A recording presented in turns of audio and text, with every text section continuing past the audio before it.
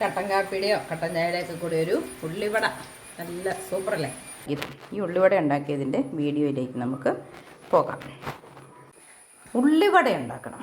അതിന് വേണ്ട സാധനങ്ങളൊക്കെ ഞാനിവിടെ എടുത്തിട്ടുണ്ട്.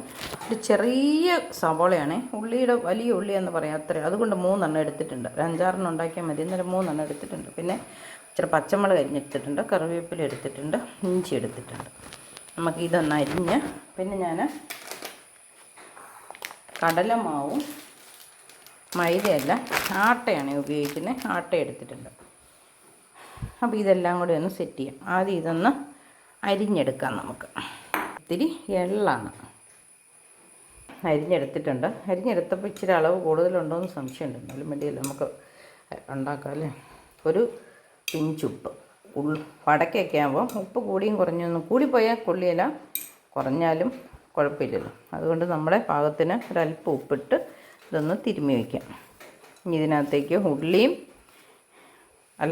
മുളകും ഇഞ്ചിയും കറിവേപ്പിലൊക്കെ ചേർത്ത് കഴിഞ്ഞിട്ട് തിരുമ്പുമ്പം മുളകിന് എരിവുള്ളതാണ്. എന്നെ കൊണ്ട് ആദ്യമേ നമുക്കൊന്ന് തിരുമ്മിയിട്ട് മുളകിട്ടിളക്കാം. ഉപ്പിട്ട് തിരുമ്പുമ്പം നമ്മുടെ മാവ് നനയാൻ മാത്രം വെള്ളം വരും. തൊട്ട് അരിഞ്ഞു വെച്ചിരുന്ന ഇഞ്ചി, കറിവേപ്പില, പച്ചമുളക് ചേർത്തു. എരിവ് കൂടുതൽ വേണ്ടുന്നവർക്ക് കൂടുതൽ മുളക് ചേർക്കാം കേട്ടോ. ഞാനിത് പിഞ്ചു മുളകായതുകൊണ്ടാണ് ഇത്രയെങ്കിലും ചേർത്തത്. നിങ്ങൾ എരിവുള്ള കൊമ്പമുളകൊക്കെ ആണെങ്കിൽ ഇതിലും കുറച്ച് ചേർത്താൽ മതി. നല്ല വെള്ളക്കാന്താരി, ഇച്ചിരി വലിപ്പമുള്ള വെള്ളക്കാന്താരിയാണ് ഞാൻ ചേർത്തിരിക്കുന്നത്. നമുക്കൊന്ന് ഇളക്കി വയ്ക്കാം. ഇതവിടെ ഇരുന്നൊന്ന് മയം വരട്ടെ. ഇതിവിടെ ഒന്ന് റെസ്റ്റ് ചെയ്യാൻ വെച്ചിട്ട് നമുക്ക് കടലമാവും ആട്ടയും തെള്ളി എടുത്തുകൊണ്ട് വരാം. ഉണങ്ങിയ ഒരു പ്ലേറ്റും അരിപ്പ എടുത്തിട്ടുണ്ട്. നമുക്ക് ഈ തവിക്ക് അളന്ന് ആട്ടയും കടലമാവും ഒരേ അളവിലാണ് എടുക്കുന്നത് കേട്ടോ. 2 തവി കടലമാവ് എടുത്തു. ഇനി അത്രയും ആട്ടയും എടുക്കാം. ആട്ട കുടഞ്ഞിട്ടപ്പോൾ ഇച്ചിരി കൂടിപ്പോയി, അതുകൊണ്ട് നമുക്ക് അടുത്ത പ്രാവശ്യം നിറച്ചെടുക്കണ്ട.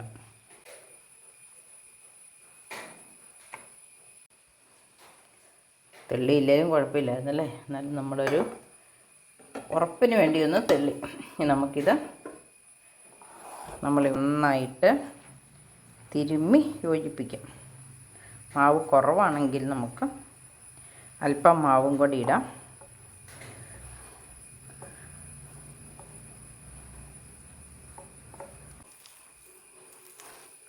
ഇനി നമുക്ക് നമ്മുടെ വറുത്ത് വെച്ചിരിക്കുന്ന എള്ളും കൂടെ ചേർത്ത് കൊടുക്കാം.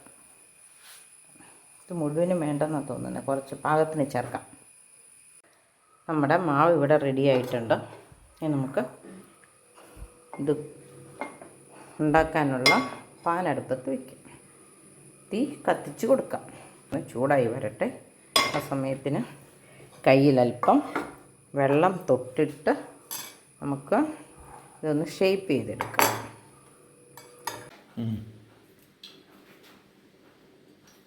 ഇനി നമുക്ക് കുറേശ്ശെ എടുത്ത് കൈക്കകത്ത് വെച്ച് വെള്ളം തൊട്ടൊന്ന് പരത്തി ഷേപ്പാക്കിയിട്ട് നടുക്ക് തുളയുള്ള ഉള്ളിവടയും കണ്ടിട്ടുണ്ട്, അങ്ങനെ വേണമെങ്കിലും ചെയ്യാം. എണ്ണ ചൂടായെന്ന് ആദ്യം ഒരു ഉള്ളിയിട്ട് നോക്കാം. ഇട്ട് കൊടുക്കാം.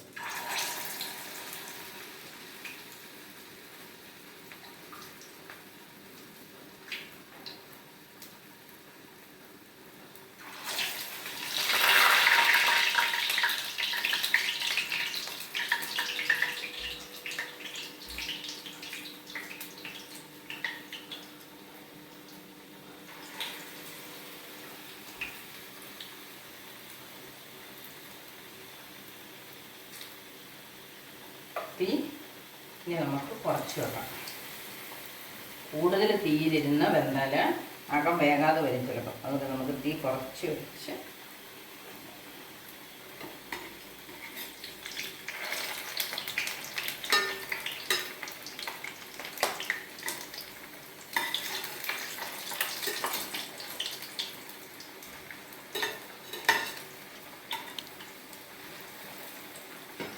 നിർത്തട്ടെ.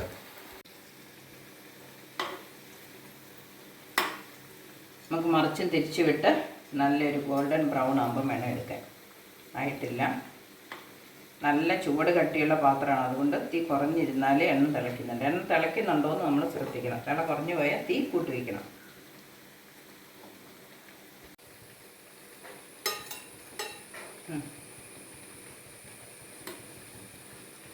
ആദ്യം ഇട്ടത് നമുക്കൊന്ന് നോക്കാം.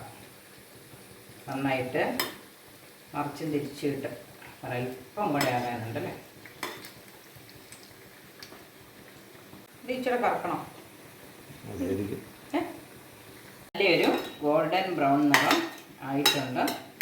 നമുക്കെടുക്കാം.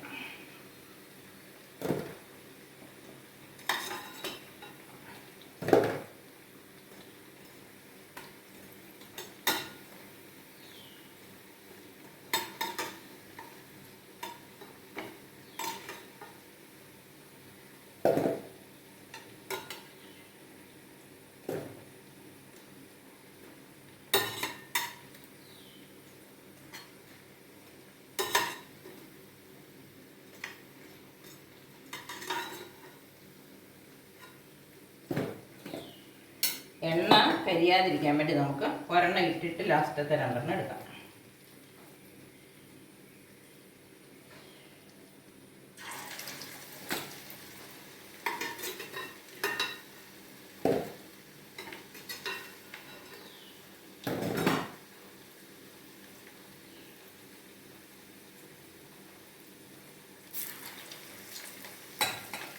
മുറിച്ച് നോക്കാം.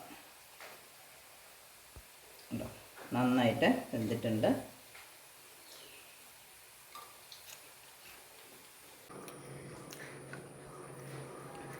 നമ്മുടെ ഉള്ളിവടയെല്ലാം റെഡി ആയിട്ടുണ്ട്. ഞാൻ അത്രയും ഉള്ളിവടയും കൊണ്ട് എനിക്ക് 12 എണ്ണം ഉണ്ടാക്കാൻ കിട്ടും കേട്ടോ. ഉണ്ടോ, നല്ല മൊരിഞ്ഞ് ക്രിസ്പി ആയിട്ട് വന്നിട്ടുണ്ട്. ഞാൻ വെറുതെ പണ്ടത്തെ ഷേപ്പിന് തുളയുള്ള ഒരെണ്ണം കൂടെ ഉണ്ടാക്കി നോക്കിയതാണ്. നമുക്കിഷ്ടമുള്ള ഷേപ്പിലുണ്ടാക്കാം. അപ്പം ഇന്നത്തെ വീഡിയോ ഇത്രയേ ഉള്ളൂ. ബൈ.